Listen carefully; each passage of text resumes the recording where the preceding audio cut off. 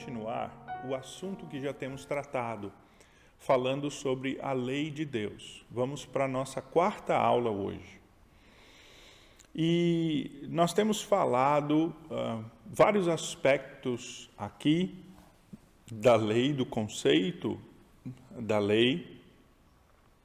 Falamos já do Senhor Jesus e a lei. Falamos na última aula sobre a questão da validade da lei, do tempo da lei e principalmente do conceito desta lei transcendente, né? A lei moral, que é a lei para todas as épocas. E hoje nós vamos construir um pouquinho mais em cima daquilo. Possivelmente você vai lembrar temas de outras aulas. Nós vamos mencionar alguns textos que já falamos e vamos expandir aquilo que já falamos em outras aulas, de modo que nós estamos querendo construir esse nosso conhecimento. Inicialmente eu imaginei que nós conseguiríamos entrar hoje na questão do propósito da lei. Mas na verdade nós vamos acabar nos retendo nessa quarta aula apenas na relação entre lei e graça. E aí, então, com a graça do bom Deus, na próxima aula nós falaremos sobre os propósitos da lei. Por que, irmãos, vamos falar sobre propósitos da lei? Porque já temos dito que a lei, ela continua valendo. E este é um conceito muito interessante que nós temos sobre o qual nós temos que refletir. Esse é um dos assuntos, esse é o assunto principal da nossa palestra e da aula de hoje. O apóstolo João, lá no capítulo 1, versículo 17, ele diz que a lei foi dada por intermédio de Moisés, e a graça e a verdade vieram por meio de Jesus Cristo. Esse texto eu já mencionei na primeira aula, logo que nós abrimos, porque ele é um texto emblemático e ele é um texto importante, principalmente para a nossa aula de hoje, mas para todo o estudo acerca da lei de Deus. A interpretação, uma interpretação apressada, à primeira vista, nos dá a entender de que como João está dizendo que a lei foi dada por Moisés, o Antigo Testamento foi o período da lei, em que Deus operou por meio da lei.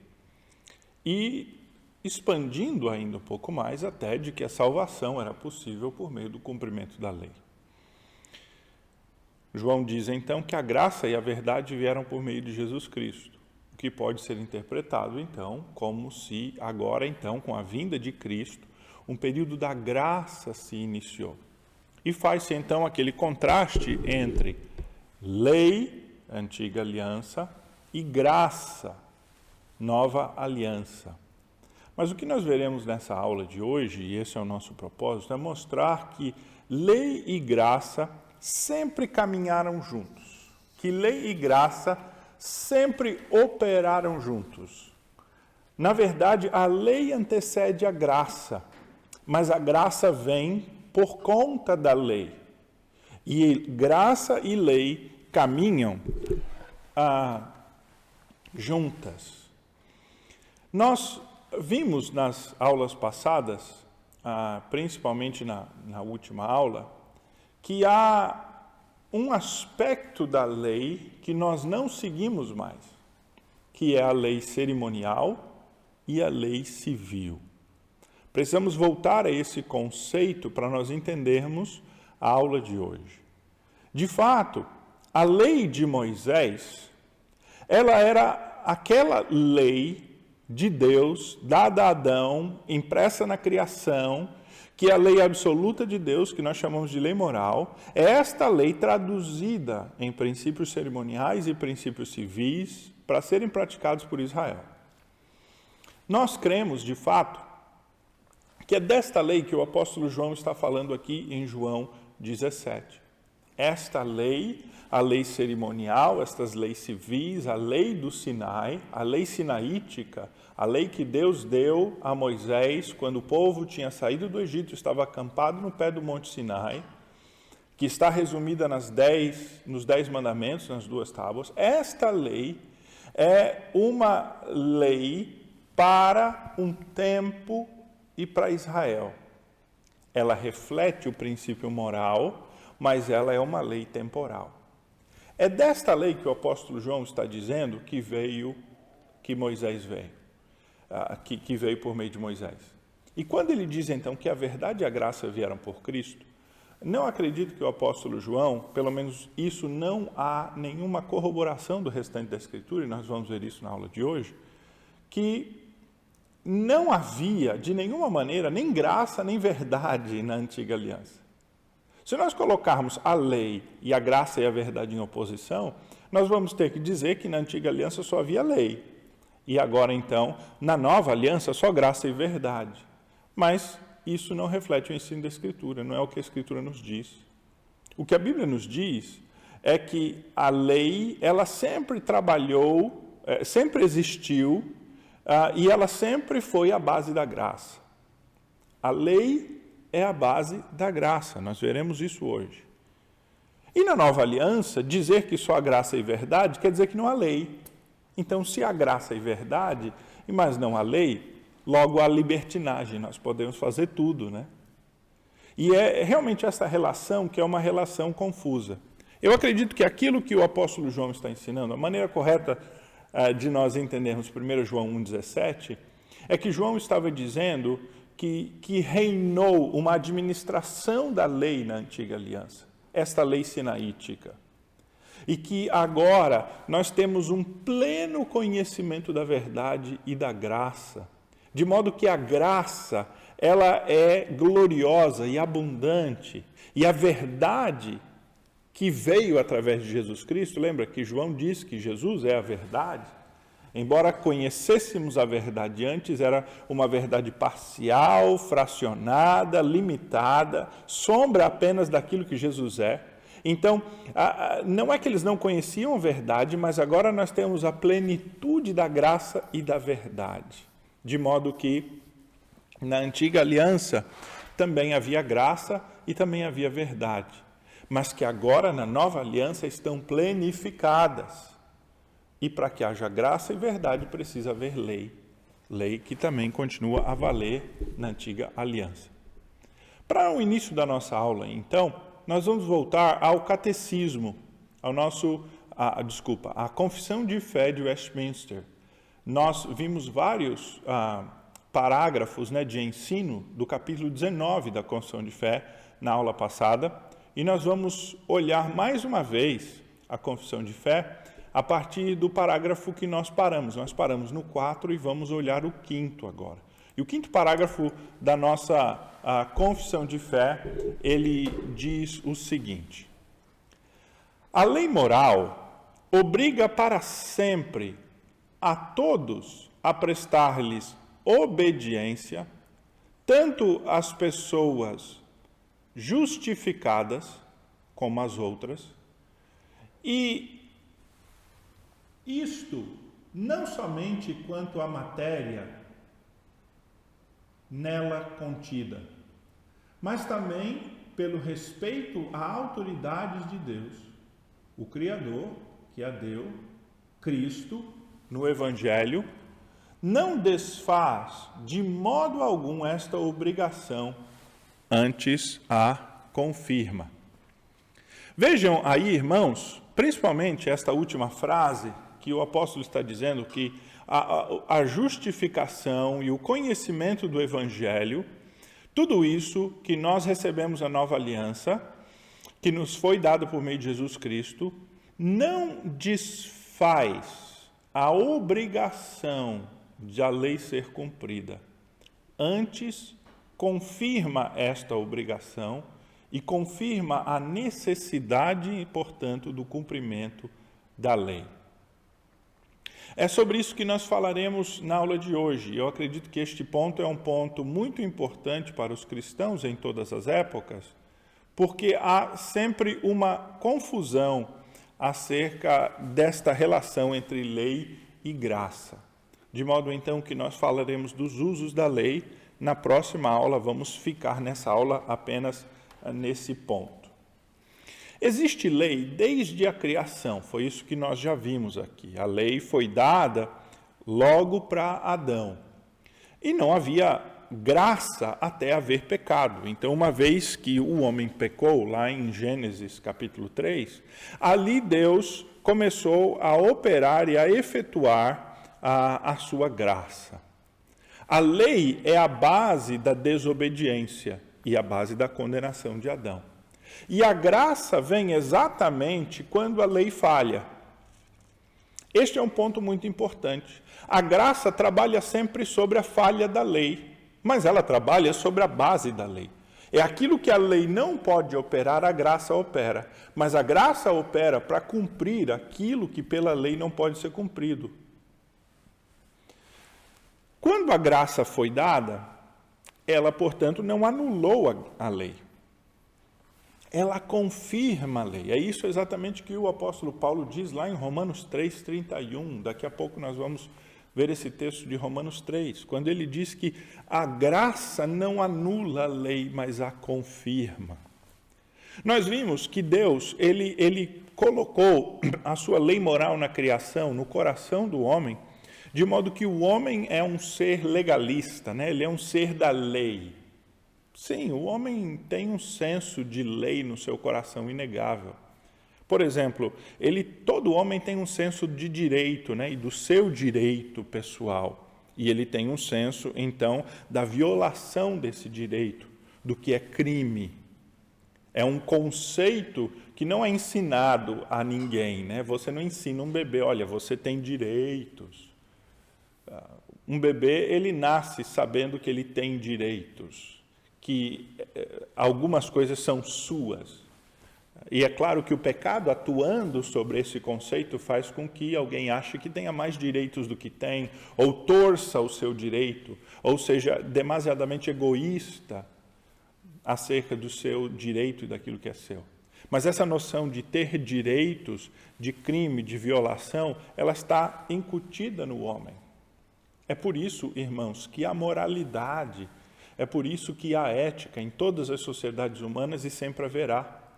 É por isso que o homem, ele não é um selvagem, um bárbaro, no sentido mais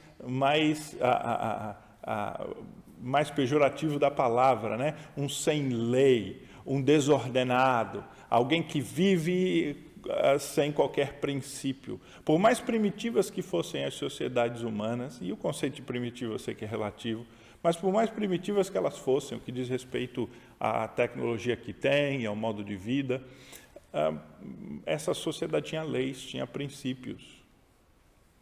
E sempre houve um mínimo código legal daquilo que é crime e daquilo que deve ser punido e daquilo que não era aprovado.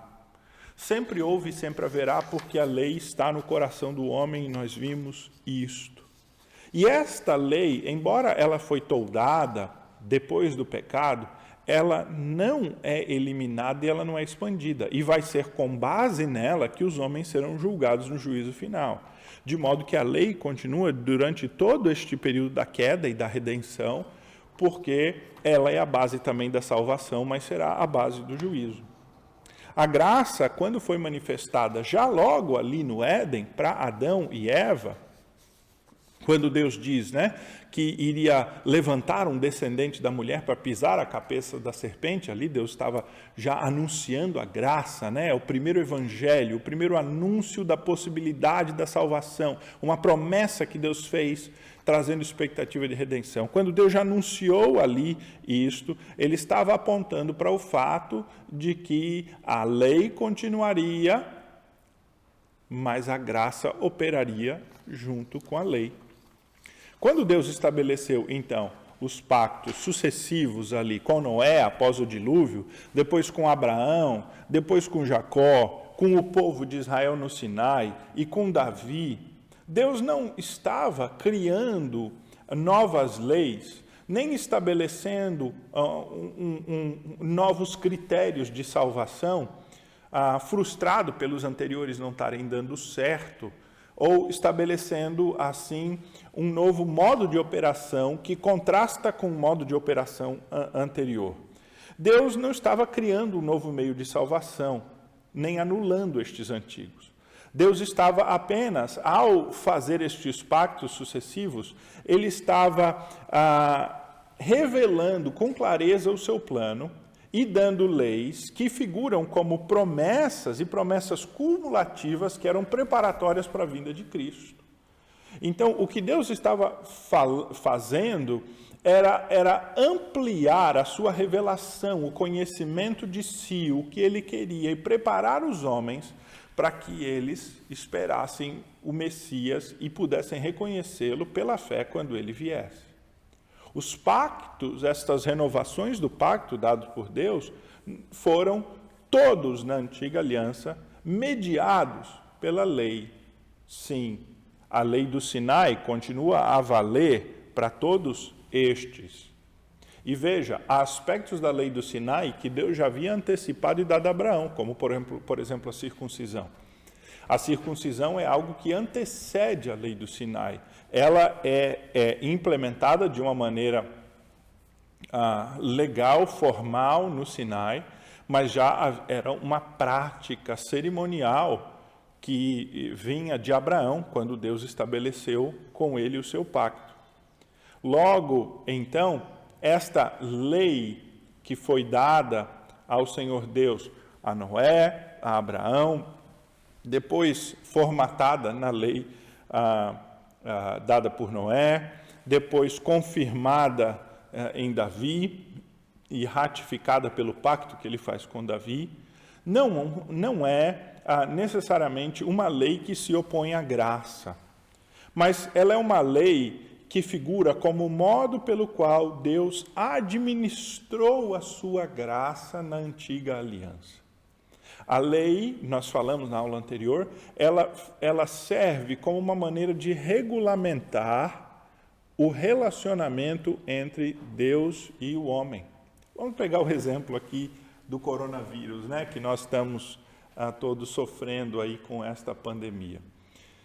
As normas estabelecem, né, ou pelo menos é o consenso geral, de que nós não deveríamos nos aproximar uns dos outros, não devemos ter nenhum contato, e não devemos nos aproximar mais de 90 centímetros, 1 metro, 1,20 m, nós vamos colocar aí 1 metro, resumidamente. Então vamos dizer que essa seja uma lei, 1 metro, que nós temos de haver entre um e outro.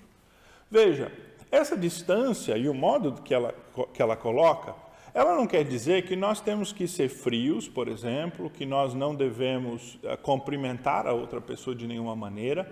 Ela também não está dizendo que nós devemos ser antipáticos e devemos pensar só em nós mesmos e viver a nossa vida. Quando se diz que nós temos que ter esse distanciamento social, né, um do outro, ela está regulando o modo como nós devemos nos relacionar. Mas ela não implica em antipatia, nem egoísmo, nem egocentrismo. É engraçado que eu vejo na internet que as pessoas estão tomando isso como se fosse uma frieza, né? Um egocentrismo. Ora, irmãos, podemos ter esse distanciamento social e ter uma boa conversa, amar o nosso irmão, cumprimentá-lo e podemos, assim, amá-lo até por não quebrar este princípio e preservá-lo de alguma coisa, se é que por nosso meio ele pode receber alguma coisa. Então, veja, a norma, o princípio, ela está regulando o relacionamento, mas ela não está estabelecendo necessariamente o espírito, o princípio, a essência disso. Então, a lei cerimonial e a lei civil, mudando o que deve ser mudado com estes exemplos aqui, ela regula o modo como o povo deveria se relacionar com Deus, mas ela não era única e exclusivamente aquele objeto, daquele modo bastante objetivo que Deus queria que o povo se relacionasse com ele. Porque a lei inclui um elemento muito interessante, e Paulo vai falar sobre isso lá em Gálatas 3, se você está com sua Bíblia aí, pode abrir. lá em Gálatas 3. Paulo vai dizer lá em Gálatas 3 que a lei, ela inclui promessa. Ela inclui promessa. Gálatas 3, a partir do versículo 17, aliás, vamos ler a partir do versículo 15 já, para a gente pegar o texto todo, certo? Paulo diz assim, Gálatas 3, irmãos, falo como homem, ainda que uma aliança seja meramente humana, uma vez ratificada, ninguém a revoga ou lhe acrescenta alguma coisa. Ora, as promessas foram feitas a Abraão e ao seu descendente. Não diz, e aos descendentes, como se falando de muitos, porém como de um só.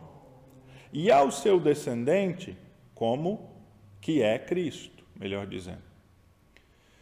E digo isto, versículo 17, uma aliança já anteriormente confirmada por Deus, a lei, que veio 430 anos depois, não pode abrogar de forma que venha desfazer a promessa.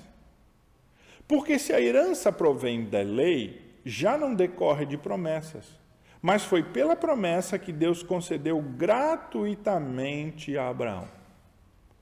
Qual, pois, a razão de ser da lei? Boa pergunta. Qual a razão de ser da lei? Veja, foi adicionada por causa das transgressões, até que viesse o descendente a quem se fez a promessa, e foi promulgada por meio de anjos, pela mão de um mediador. Ora, o mediador não é de um, mas Deus é um. É porventura a lei contrária às promessas de Deus? Outra boa pergunta. Paulo diz de modo nenhum. Porque se fosse promulgada uma lei que pudesse dar vida à justiça, na verdade seria procedente de lei. Mas a Escritura encerrou tudo sob o pecado, para que, mediante a fé em Jesus Cristo, fosse a promessa concedida aos que creem.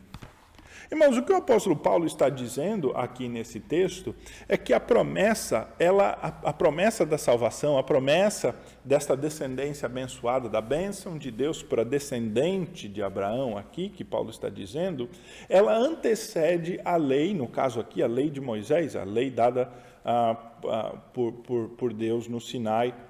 E o que Paulo está dizendo é que a lei, ela não anula a promessa, mas a lei confirma a promessa e ela é em si um modo de criar a expectativa do cumprimento da promessa. Mas a lei não é o cumprimento da promessa.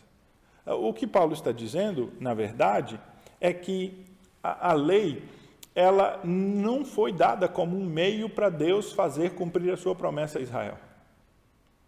A promessa que Deus fez a Israel, já a Abraão antes, a promessa que Deus havia feito a Eva, de que um descendente seu pisaria na cabeça da serpente, ela é cumprida em Cristo. E Deus já tinha o plano de executar esta obra por meio do seu Filho Jesus Cristo. Na eternidade isso já estava predeterminado.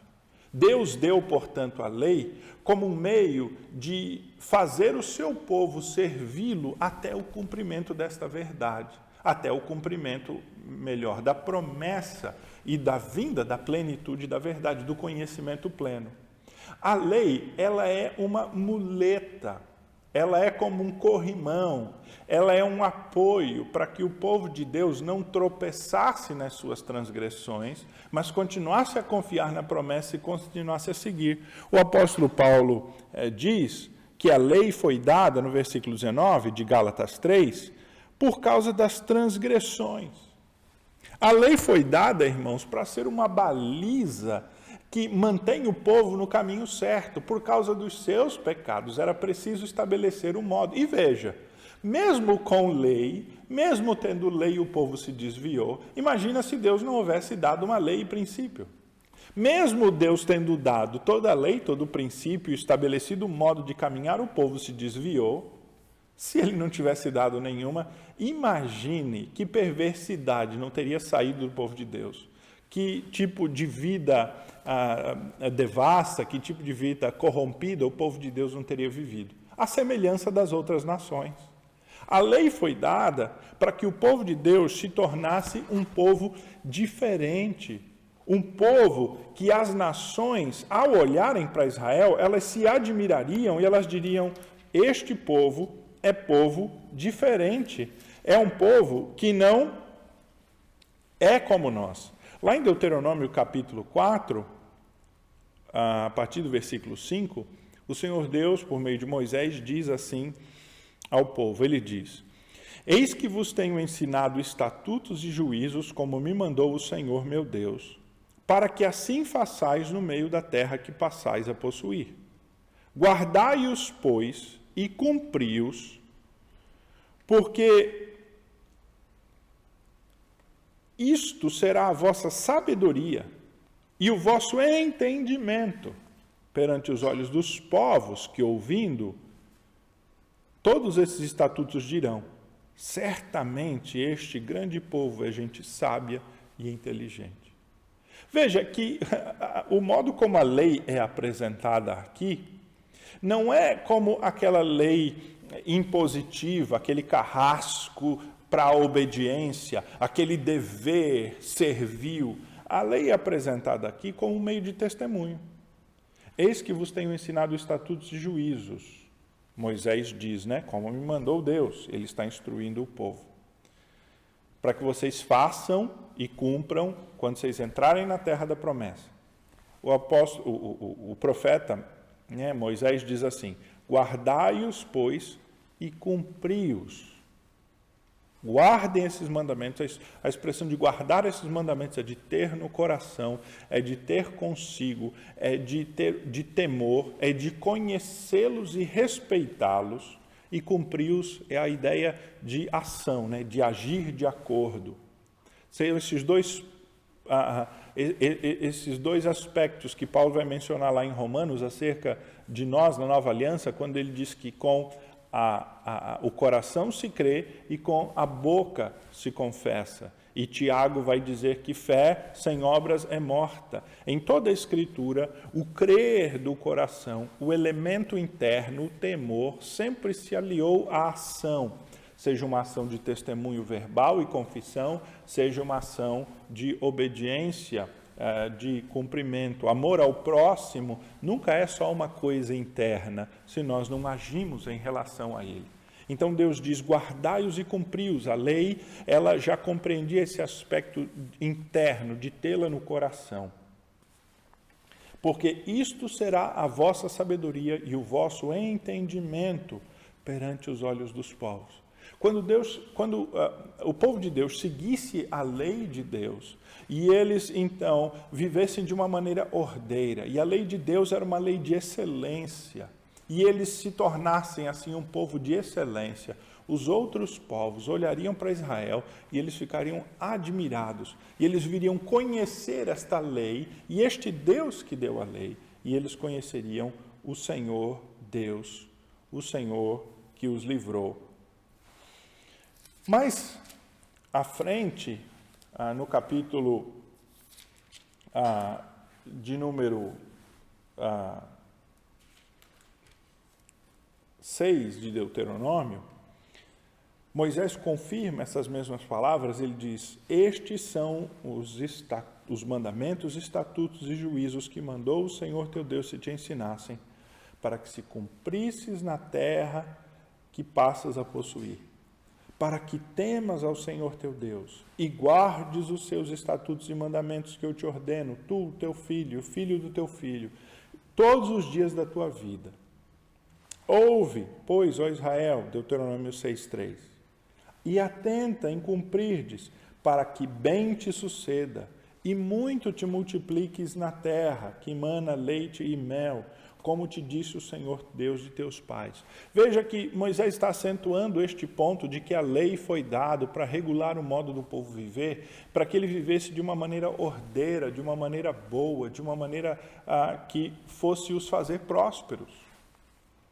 Aí então ele diz, ouve Israel, o Senhor nosso Deus é o único Senhor. A base de toda a lei, e nós veremos isso mais para frente, ela se fundamenta no caráter de quem a deu, que é o Senhor, o único Senhor. Então ele diz, amarás, pois, o Senhor teu Deus de todo o teu coração, de toda a tua alma e de toda a tua força.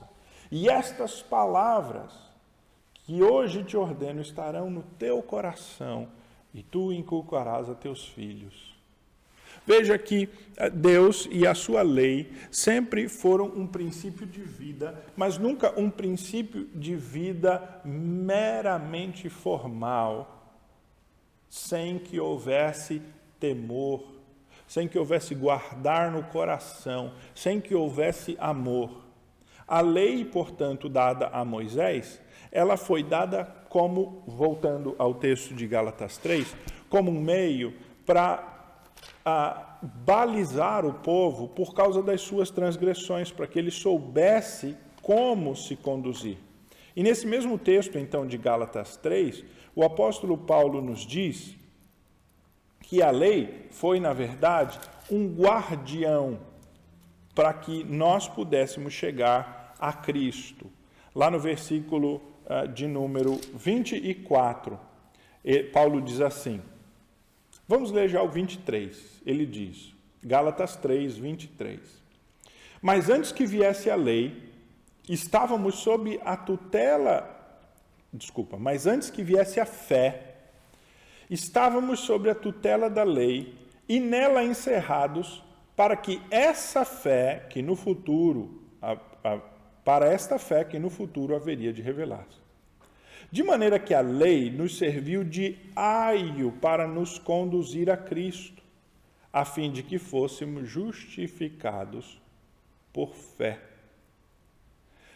O apóstolo Paulo está dizendo que a lei serviu como um instrumento de conduzir a fé na obra daquilo que Jesus faria na cruz. O apóstolo Paulo está dizendo que a lei ela serve como um guardião, ela é um tutor de alguém, a ideia aqui é de alguém que é menor de idade está sob a guarda de um adulto que lhe conduz e lhe guia, que administra os seus bens e cuida de tudo, e lhe instrui, e lhe educa, até então que ele chegue à maioridade. O apóstolo Paulo está dizendo que a lei era isto.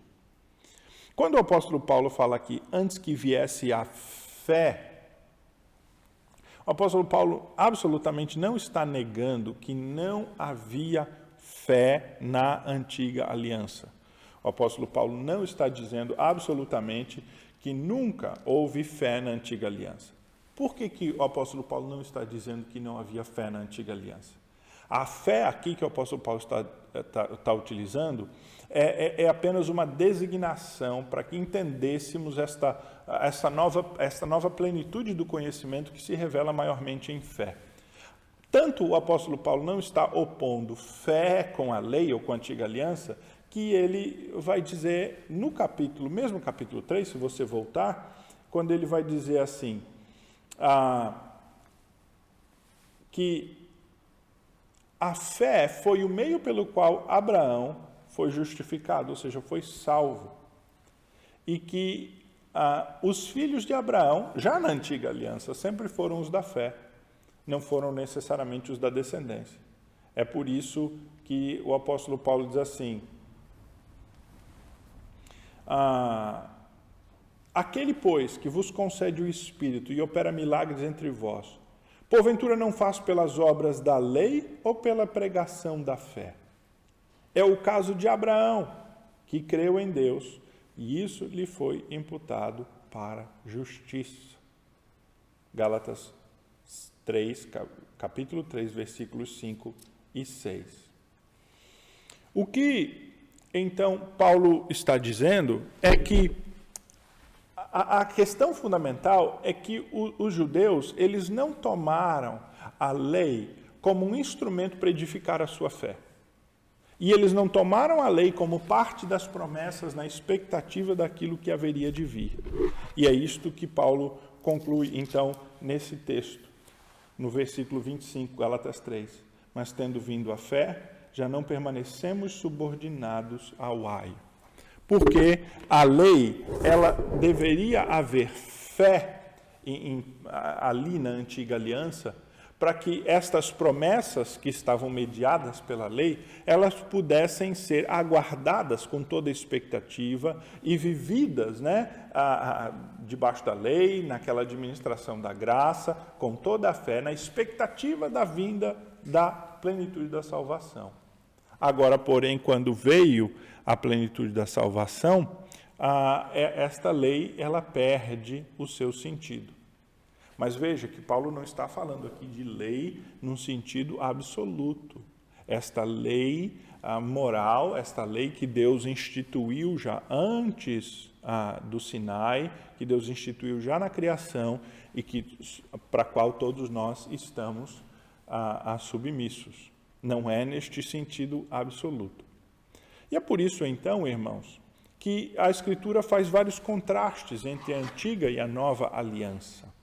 Não as colocando em oposição. Lá em Hebreus 12, por exemplo, o autor de Hebreus, ele fala do Monte Sinai, onde estava o povo, e do Monte Sião, onde nós estamos. Ele diz que nós chegamos agora ao Monte Sião, nós da nova aliança.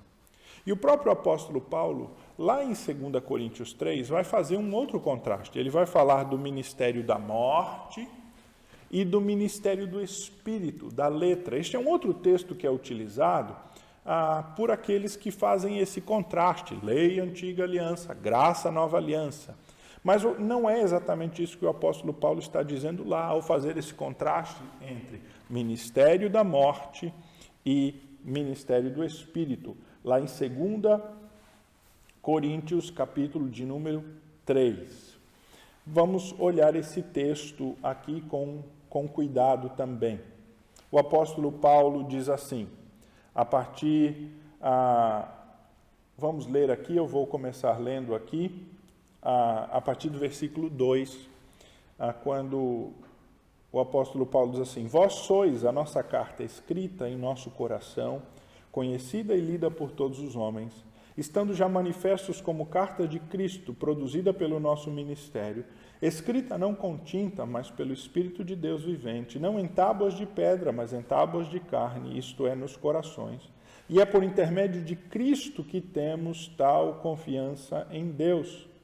Não que por nós mesmos sejamos capazes de pensar alguma coisa, como se partisse de nós, pelo contrário, a nossa suficiência vem de Deus. Paulo aqui está defendendo seu ministério, daquelas acusações que são feitas, de que Paulo ele é soberbo, de que Paulo fala coisas que são muito difíceis e possivelmente acrescenta ensinos da sua própria cabeça e tal. E Paulo está dizendo que do modo como ele vive e aquilo que ele prega, o que ele ensina, veio do próprio Deus, por intermédio de Cristo, e ele mesmo está fundamentando a sua confiança nisso.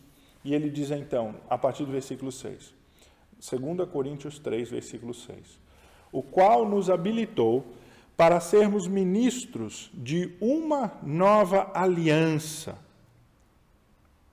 não da letra, mas do Espírito, porque a letra mata, mas o Espírito vivifica. O apóstolo Paulo está utilizando a expressão nova aliança, e nós sabemos muito bem que essa expressão nova aliança não foi cunhada pelo apóstolo Paulo, inventada pelo apóstolo Paulo, ela vem do próprio Senhor Jesus. Foi o próprio Senhor Jesus que utilizou esta expressão quando ele celebrou a última ceia com os seus discípulos. Ele mesmo disse, que esta é uma nova aliança no meu sangue. Foi isso que o Senhor Jesus disse. E o apóstolo Paulo está dizendo, então, que ele é ministro dessa nova aliança, que é uma nova aliança não da letra, mas do Espírito. Porque a letra mata, mas o Espírito vivifica. Nós precisamos entender isso bem, irmãos, porque aqui também parece que Paulo está fazendo um contraste entre a antiga aliança, era um ministério da morte, da letra, do formalismo, e agora na antiga aliança a graça. E se nós pensarmos assim, nós vamos ter que dizer que todo mundo na antiga aliança morreu sem fé, morreu legalista ou morreu porque de fato se fundamentou nesta lei que mata. Mas não é isso que o apóstolo Paulo está dizendo. Nós temos que pensar no contexto do apóstolo Paulo, daquele judaísmo legalista dos fariseus, daquele judaísmo enraizado nas suas tradições e nas suas promessas, naquele judaísmo que achava que por ter sangue judeu, por ser descendente de Abraão, eles já estavam praticamente meio salvos. E se eles obedecessem os mandamentos, então aí, as ordenanças de Deus, aí então é que eles completavam a sua salvação. Desse judaísmo que imaginava que podia ser salvo por obras. É este judaísmo da letra da lei que mata, não a lei. É a interpretação e o modo de ver a lei que mata. Paulo continua no versículo 7 de 2 Coríntios 3, ele diz: e se o ministério da morte, gravado com letras em pedra, se revestiu de glória, ao ponto de os filhos de Israel não poderem fitar a face de Moisés por causa da glória do seu rosto, ainda que desfanecente, como não será maior a glória do ministério do Espírito? Veja que o apóstolo Paulo está reconhecendo que há glória neste ministério anterior. A glória de Deus, Deus se manifestou. Glória é sempre a glória de Deus manifesta entre os homens. Toda glória que existe é glória derivada do Deus glorioso. Então Paulo está dizendo que há glória nesse ministério anterior. Mas ela é uma glória devanecente, ela é uma glória menor. Mas há porém glória. O que acontece é que os judeus, eles se firmaram no texto da lei. E Paulo está utilizando aqui uma metáfora, disso.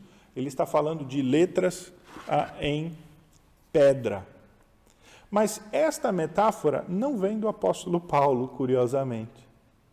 O apóstolo Paulo aqui está ressoando um texto bíblico, uma promessa que o próprio Deus deu por meio do profeta Jeremias, lá em Jeremias 31. Lá em Jeremias 31, a partir do versículo 31, o profeta traz a seguinte profecia, o seguinte oráculo, ele diz, Jeremias 31, 31, Eis aí vem dias, diz o Senhor, em que firmarei nova aliança com a casa de Israel e com a casa de Judá. Não conforme a aliança que fiz com seus pais no dia em que os tomei pela mão para os tirar da terra do Egito, porquanto eles anularam a minha aliança, não obstante eu os haver desposado, diz o Senhor. Porque esta é a aliança que firmarei com a casa de Israel. Depois daqueles dias, diz o Senhor, na mente lhes imprimirei as minhas leis também, no coração lhes escreverei. Eu serei o seu Deus, e eles serão o meu povo. Não ensinará jamais cada um ao seu próximo, nem cada um ao seu irmão, dizendo, conhece o Senhor? Porque todos me conhecerão, desde o menor até o maior deles, diz o Senhor. Pois perdoarei as suas iniquidades, e dos seus pecados jamais me lembrarei. O apóstolo Paulo está certamente ressoando esta promessa aqui de Jeremias, lá em 2 Coríntios, quando Deus de fato promete aqui que faria uma nova aliança de lei impressa no coração, e uma nova aliança em que este povo conheceria o Senhor e as suas iniquidades seriam perdoados. Veja que o Senhor, ele está dizendo que faria uma nova aliança com Israel e com Judá. Deus não está falando, olha, esta antiga aliança, ela falhou completamente, eu vou rejeitar Israel, vou rejeitar Judá, e eu vou fazer agora uma nova aliança com os povos. A promessa desta nova aliança continua a ser uma nova aliança com Israel e com Judá. É uma aliança de leis, Mas as leis não estão escritas mais em pedra. Elas estão escritas agora no coração. É por isso que o apóstolo Paulo está dizendo, então, que havia glória na antiga aliança. Mas há muito mais glória na nova aliança. Porque o que está prometido em Jeremias é que Deus utilizaria de um modo superior para que a sua lei fosse cumprida pelo seu povo. Deus utilizou o método de tábuas de pedra, lei escrita em tábuas de pedra. E essas tábuas de pedra, elas eram colocadas dentro da Arca da Aliança e elas ficavam ali como um memorial da lei de Deus. Elas eram um símbolo da lei de Deus e da obediência que deveria ser prestada a Deus. Eles eram um símbolo visível. E todo o povo sabia do respeito que deveria haver para com a Arca da Aliança. E este respeito, por conseguinte, era um temor ao Senhor Deus que deu essa lei, é o Senhor Deus que exige propiciação por pecados, e que exige que então derramamento de sangue possa haver para que haja perdão de pecados. Todo o povo conhecia essa simbologia. O problema em Israel é que Israel se firmou nas tábuas de pedra e no cumprimento meramente formal desta lei. O que Paulo está dizendo, portanto, é que nesta nova aliança, Deus utilizaria um método mais eficaz para que o seu povo amasse a sua lei. E aqui a lei de Deus, ela não tem esse conceito estrito de lei de Moisés. Aqui, lei de Deus, ela tem aquele sentido mais amplo de lei que implica em conhecimento de Deus. Né? Não é isso que o profeta Jeremias diz? Ele diz assim: na mente lhes imprimirei as minhas leis e no coração lhes inscreverei. E como o povo de Deus, então, tem a sua lei no coração, não se ensinará mais ao seu próximo, nem a cada um, conhece o Senhor, porque eles me conhecerão. Veja que esta lei está associada à ideia de conhecimento. Aqui não é lei mosaica necessariamente, mas é a ideia da lei de Deus, que todo homem deve seguir e que reflete o próprio caráter de Deus, esta lei que traz um conhecimento de Deus, esta lei que está também expressa na lei de Moisés, esta lei que foi administrada por meio de tábuas de pedra, agora ela seria administrada por meio do Espírito. É por isso então que o apóstolo Paulo diz lá em 2 Coríntios 3, então, que este ministério da condenação teve glória, muito maior proporção será glorioso o ministério da justiça.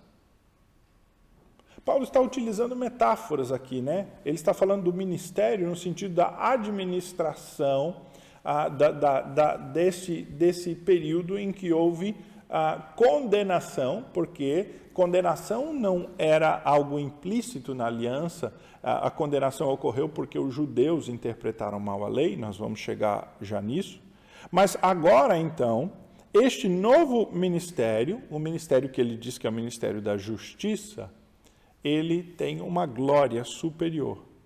Ele diz, porquanto na verdade o que outrora foi glorificado nesse respeito já não resplandece diante da qual sobre excelente glória.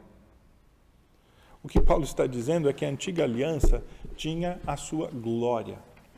Ela era como uma luz, mas uma luz fraca. Agora então, chegando à verdadeira luz, a luz forte, aquela que ilumina todo o canto e tudo mais, aquela lei perdeu o seu sentido. E isso pode ser demonstrado fisicamente, né? Se você tem uma vela, mas acende aqui uma lanterna com uma capacidade de iluminação forte, essa luz ela perde o seu sentido, ela não ilumina mais nada, porque agora você tem a lanterna. E para que você vai utilizar uma vela se você tem lanterna ou luz? A mesma coisa poderia ser dita, né, da luz e da lâmpada, né? Para que você vai acender uma vela aqui se nós temos lâmpadas ligadas que iluminam suficientemente a casa? A lâmpada já traz tudo aquilo que é preciso, não é mais necessário da vela. A vela foi necessária enquanto não havia lâmpada, não havia escuridão. Agora, então, há a plenitude.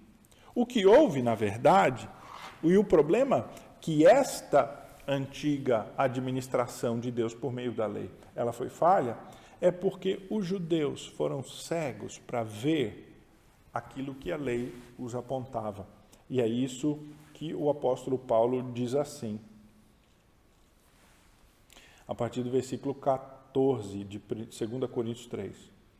Mas os sentidos deles se embotaram, pois até o dia de hoje, quando fazem a leitura da antiga aliança, o mesmo véu permanece, não lhes sendo revelado que em Cristo é removido. Veja, ele diz, eles não conseguiram entender aquilo que Deus queria ensiná-los por meio da lei. E até hoje, quando eles continuam lendo, eles têm um véu que cobre esta revelação, esse conhecimento de Jesus Cristo. Mas até hoje, quando é lido Moisés, o véu está posto sobre o coração deles. Esta lei que Deus deu no Sinai regulava o modo como eles deveriam viver e se relacionar com Deus. No que diz respeito, portanto, aos aspectos cerimoniais, esta lei apontava para o Messias que viria, o derramamento de sangue de um cordeiro, né, limpo, puro, de 1 ano. Esta lei, ela era sombra da obra do Messias. É isso que o autor de Hebreus vai dizer lá em Hebreus 10. Nós vamos para esse texto já. Mas os judeus não compreenderam pelo véu que lhes está posto no coração. Até hoje, este véu permanece sobre eles. Eles não compreenderam o sentido da lei. Eles não compreenderam que a lei não era o real. A lei era apenas a mera sombra que apontava para Cristo. O autor de Hebreus diz isso, lá em Hebreus capítulo 10, versículo 1. Ele diz, ora, visto que a lei tem sombra dos bens vindouros, não a imagem real das coisas nunca jamais pode tornar perfeitos os ofertantes com os mesmos sacrifícios que ano após ano perpetuamente eles oferecem. A lei nunca foi dada para que houvesse verdadeiro perdão de pecados por meio do sangue de animais. E é isso que ele diz no versículo 4, 3 e 4. Nestes sacrifícios faz-se recordação de pecados todos os anos, porque é impossível que o sangue de touros e de bodes remova pecados. A lei foi dada para ser o guardião, para ser a muleta, para ser a baliza, nunca eliminando a fé e sempre debaixo da graça de Deus. Mas os judeus permaneceram nas sombras e assim rejeitaram a Deus. Esta lei, o próprio autor de Hebreus chega a dizer que ela era terrestre, ela era terrena. Em Hebreus 9:1 ela diz, olha, a primeira aliança também tinha preceitos de serviço sagrado e o seu santuário terrestre, ela tinha elementos terrenos, ela era pueril, ela era simples, ela era infantil e ela conduzia por sinais visíveis o povo. No versículo 10 de Hebreus 9, ele vai ser um pouquinho mais forte nessa analogia, ele vai dizer que esses mandamentos não passam de ordenanças da carne, baseadas em comidas, em bebidas, em diversas abluções impostas, até o tempo oportuno da reforma. O escritor aqui de Hebreus está dizendo que estes mandamentos, os mandamentos da antiga, eram mandamentos da carne. Eram mandamentos que mostravam de maneira concreta e visível aquilo que Deus queria. E é por isso, então, que o autor de Hebreus, aqui no capítulo 9, versículo de número 23, ele diz, era necessário, portanto, que as figuras das coisas que se acham nos céus se purificassem com tais sacrifícios, mas as próprias coisas celestiais com sacrifícios superiores. O que o autor de Hebreus está dizendo é que naquele tempo era preciso ensinar aos hebreus as coisas dos céus trazendo uma equivalência terrena, porque aquilo que é superior não havia vindo. Aquele plano de Deus era preciso ser colocado em formas visíveis até que ele pudesse ser cumprido. É como uma criança, um menino, que brinca com um carrinho e ele se faz de condutor, ele acha que ele está ali dirigindo, e ele se imagina dirigindo, e às vezes ele até pede ao pai, deixa eu sentar no volante, eu já sei dirigir, e tudo mais. Porém, quando ele cresce e ele tira a sua carteira de motorista, então ele verdadeiramente se torna um motorista. A lei é como este símbolo visível para apontar para aquilo que seria o real. Ela é pueril, ela é infantil nesse sentido. É por isso, então, que o autor de Hebreus vai dizer lá no capítulo 12, ele vai fazer aquela analogia. No versículo 18, ele diz assim: Ora, não tendes chegado ao fogo palpável e ardente, à escuridão e às trevas e à tempestade, e ao cangor da trombeta e ao som das trevas tais, que quantos os ouviram suplicaram que não lhes falasse mais. Ele diz, olha, vocês não estão mais ali nos pés do Monte Sinai, em que vocês estão vendo este Deus que se manifesta por meio de fogo ardente, da escuridão, da tempestade, do clangor da trombeta. Vocês não são aquele povo que viu este Deus aterrorizado, agindo sobre o monte, com todos estes fenômenos, e que até pediu para não ser agora para ter um mediador, porque o povo se assusta lá e ele pede, Senhor Deus, não fala diretamente conosco, pede ao Senhor, eles pedem a Moisés, né, que escolha um mediador, e Deus escolhe o próprio Moisés, claro. Ele diz, Hebreus 12, 21, na verdade, de tal modo era horrível o espetáculo, que Moisés disse, sinto-me aterrado e trêmulo. O que o autor de Hebreus está dizendo é que esta antiga aliança, ela era rústica. De fato, ela era rústica. Ela era uma antiga aliança que era bruta. E que ela tinha elementos, de fato, muito mais impositivos e haviam elementos que tornavam a presença de Deus mais visível e traziam temor por formas visíveis.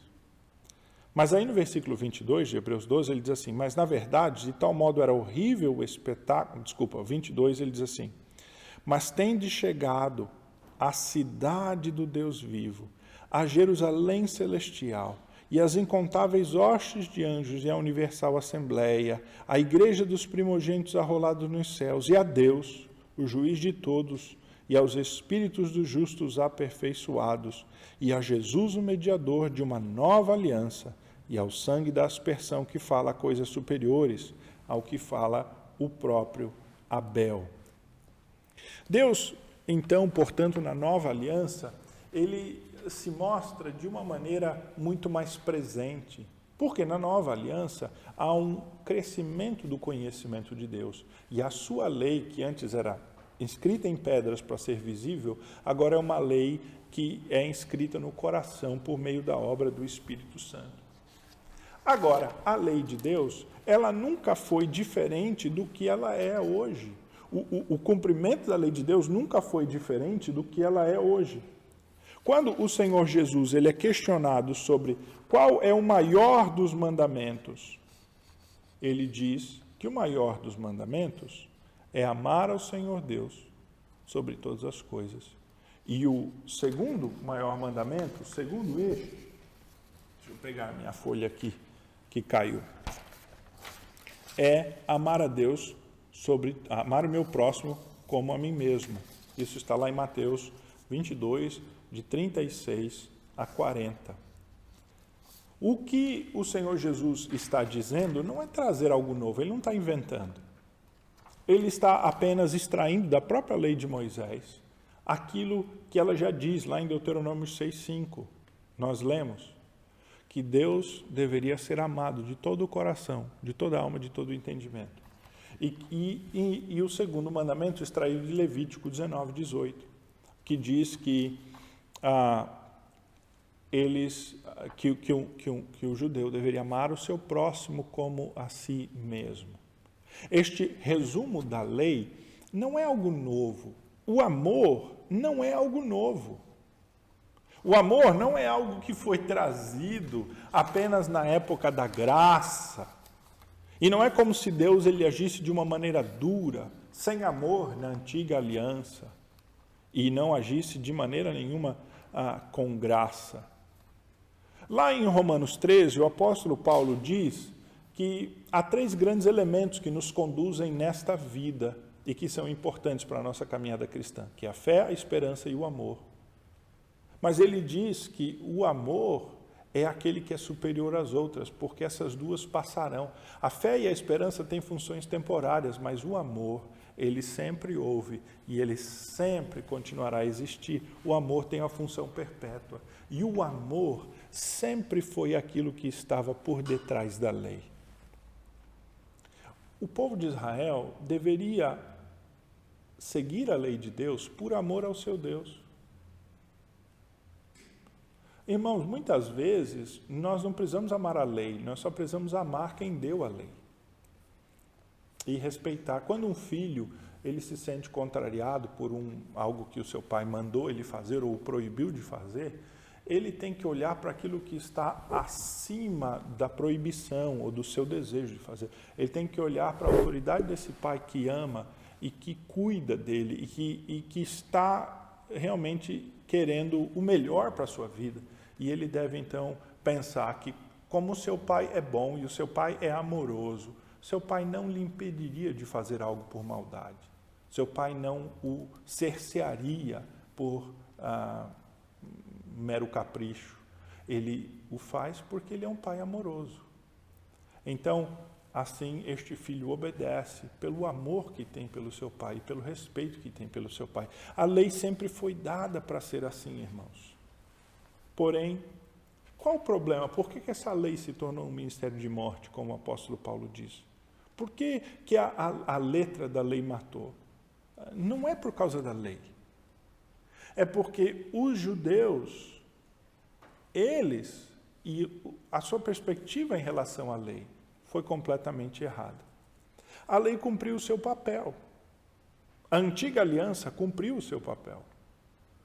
Deus não se frustrou com a antiga aliança e não se frustrou com a lei que ele deu. Ela cumpriu o seu papel. Quem não cumpriu o seu papel foram os judeus. A falha na antiga aliança está no modo como os judeus utilizaram esta aliança e a lei de Deus. E, aliás, as duas coisas se confundem, aliança e lei. Paulo fala em Romanos 3:27 de uma lei de obras e de uma lei de fé. Veja só que uso interessante que Paulo diz. E ele diz que os judeus buscaram uma lei de obras, mas que a verdadeira salvação vem pela lei de fé. Olha que uso interessante que Paulo faz de lei. Aqui ele estava falando de lei num outro sentido. Lei aqui significa um sistema, significa um conjunto de princípios de fé, um conjunto de princípios da compreensão da sua relação com Deus. Lei aqui não é lei moral e nem lei de Moisés. Mas Paulo está utilizando a palavra lei aqui neste sentido apenas para enfatizar este ponto contra os judeus que viram na lei todo um modo de agradar a Deus. Quando Deus quer aquilo que está por detrás da lei, que é o amor, que ao cumprir a lei, os judeus amassem o seu Deus. Então, Paulo está dizendo que a lei que para nas obras, ela mata, ela morre. Mas a lei que leva à fé, essa da vida, é o que Paulo está dizendo lá em Romanos 3:27. A lei de Deus no Sinai, de modo geral, não levou os judeus à fé, na graça de Deus. Muitos judeus creram, e muitos foram salvos, e há muitos servos de Deus na antiga aliança. Mas, de modo geral, grande parte dos judeus pereceram na sua ignorância. Em parte pela complacência dos maus líderes, que sempre os conduziram mal e utilizaram a lei de uma maneira vil. Mas o povo na antiga aliança sempre buscou, ou na sua maior parte, principalmente nos dias do apóstolo Paulo e do Senhor Jesus, aquele povo estava buscando uma lei como um meio deles conquistarem a sua salvação por si mesmos. E é isso que o apóstolo Paulo fala lá em Romanos capítulo 9, quando ele diz assim, a partir do versículo 30. Que diremos, pois? Que os gentios que não buscavam justificação vieram a alcançá-la? Todavia que decorre de fé. E Israel, que buscava a lei da justiça, não chegou a atingir essa lei. Por quê? Porque não decorreu de fé, e sim como de obras. O apóstolo Paulo está dizendo, portanto, que os judeus, eles viram a lei como um caminho para eles alcançarem justiça própria, e não a lei como um caminho para chegarem à fé. E assim eles tropeçaram, e tropeçaram na pedra de tropeço, que é o Senhor Jesus, que é aquele que cumpre a lei que nós não conseguimos cumprir, e que pela fé, então, recebemos a aplicação dos seus benefícios e o perdão dos seus pecados. Os judeus, eles não estabeleceram uma nova lei. A questão fundamental aqui, irmãos, não é a lei. A questão fundamental é que é o modo como os judeus trataram a lei e se relacionaram com a lei. Eles não rejeitaram a lei de Deus. Pelo contrário, eles tinham zelo pela lei de Deus, é o que o apóstolo Paulo vai falar mais abaixo no texto. Mas eles não têm entendimento, é o que diz o apóstolo. Porque lhes dou testemunho, capítulo 10, versículo 2, que eles, os judeus, têm zelo por Deus, mas eles não têm entendimento. Esse entendimento não é entendimento intelectual, é discernimento espiritual que vem pela fé. Os judeus rejeitaram o caminho da fé como modo de ser justificado pela quebra da lei. Desculpa. O que os judeus rejeitaram, deixa eu repetir aqui, foi o caminho de fé como o modo de ser justificado pela quebra da lei. A lei deveria apontar a eles a incapacidade deles cumprirem. Eles não receberam uma lei própria. Mas, aliás, eles não estabeleceram para si uma lei própria. Eles criaram o seu modo de seguir a lei. A lei, quando seguida por fé, traz justiça. Nós veremos isso quando falarmos dos usos da lei na próxima aula. Quando seguida para a justificação própria, a lei traz condenação. Porque o pecador que quer usar a lei para se justificar, ele é como alguém que pega o empréstimo com um credor para pagar a dívida para esse mesmo credor. Ele só está aumentando ainda mais a sua dívida, né? É como você está devendo dinheiro para alguém e você pega mais dinheiro emprestado com essa pessoa para pagar essa mesma pessoa. Aquele famoso problema do rotativo, né, do cheque especial. Você tira do cheque especial, paga o cartão, tira do cartão, paga o cheque especial, e aí a sua dívida só aumenta. E é isso que os judeus estavam falando. Paulo conclui que os judeus, então, foram rejeitados porque eles não se sujeitaram ao caminho que Deus estabeleceu, que é de conduzi-los, através da lei, por fé na graça de Deus, nesse Deus que é o seu justificador e que faria isso por meio da promessa. No capítulo 10, então, o apóstolo Paulo vai dizer que é com o coração que se crê para a justiça e com a boca que se confessa. E ele cita isso, inclusive, e ele confirma isso citando dois textos bíblicos. Ele cita Isaías 28:16 e Joel 3:2. Ele diz lá acerca de Isaías, porque todo aquele que nele crê não será confundido. Isso está lá em Isaías 28:16. E ele cita depois, todo aquele que invocar o nome do Senhor será salvo. Palavras da antiga aliança que implicavam na fé daquele que buscasse ao Senhor, estes seriam salvos. O que falhou então na antiga aliança? Foi a lei? Foi a aliança em si? Não. Foram os judeus que falharam na antiga aliança. Mas Jesus cumpriu toda a lei Inclusive, a lei na forma da aliança mosaica e se tornou um perfeito sacrifício pelos pecados de todos os homens. Todos os judeus pereceram? Aqueles que estavam sob a antiga aliança, não.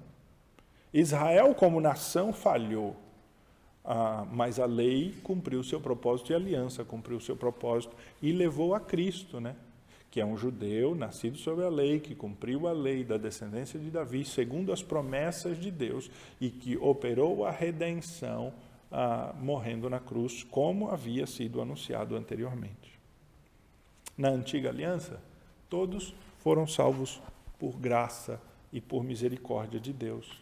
É isso que expressa o Salmo de número 130, e nós vamos encerrar com ele. Na antiga aliança, aqueles que creram verdadeiramente nas promessas, eles compreenderam que não podiam se justificar pela lei, achar perdão dos seus pecados pela lei. Na antiga aliança, a graça trabalhou com a lei. Por quê, irmãos? Porque a incapacidade de cumprir a lei nos leva a descobrir que nós não temos outro caminho que não correr a graça de Deus. É por isso que a graça, ela trabalha sobre a base da lei, mas da incapacidade de cumprir a lei. E é por isso que a lei, ela acaba se tornando um caminho de graça. Ela acaba se tornando um caminho de graça quando você percebe que é incapaz de cumpri-la do modo como Deus se agrada. É por isso que o salmista, no Salmo 130, ele diz assim: das profundezas clamo a ti, Senhor. Escuta, Senhor, a minha voz, estejam alertas os teus ouvidos às minhas súplicas. Se observares, Senhor, iniquidades, quem subsistirá? Contigo, porém, está o perdão, para que te temam. Aguardo, Senhor, a minha alma o aguarda, eu espero na sua palavra. A minha alma anseia pelo Senhor mais do que os guardas pelo romper da manhã, mais do que os guardas pelo corromper da manhã. Espera, Israel, no Senhor, pois no Senhor há misericórdia, nele copiosa redenção. É ele quem redime a Israel de todas as suas iniquidades. Já na antiga aliança, todos aqueles que viveram por fé compreenderam que é Deus quem nos redime de todas as nossas iniquidades, por graça. Eles compreenderam que eram incapazes de poder cumprir toda aquilo que a lei demandava. Eles entenderam que a lei não podia justificá-los. E eles clamaram como o salmista que clamou aqui: se observares, Senhor, iniquidades, quem subsistirá? Contigo, porém, está o perdão. E então o salmo se conclui: é ele quem redime a Israel de todas as suas iniquidades. Porque, de fato, os crentes da antiga aliança, eles creram nesta redenção que vinha da parte de Deus e não que eles conquistavam por si só. Eles viam a lei como um caminho de graça, porque lei e graça sempre operaram juntas na antiga aliança e continuam operando hoje, de modo que a lei para nós também. O que não deve haver em nós é esta busca, como os judeus buscaram, da lei como um caminho de justificação, porque hoje nós temos um conhecimento maior da graça de Deus, e nós falaremos sobre isso na nossa próxima aula. Para que a lei serve, então, para nós? E como nós podemos utilizá-la para ver a graça de Deus e como um instrumento de santificação na nossa vida?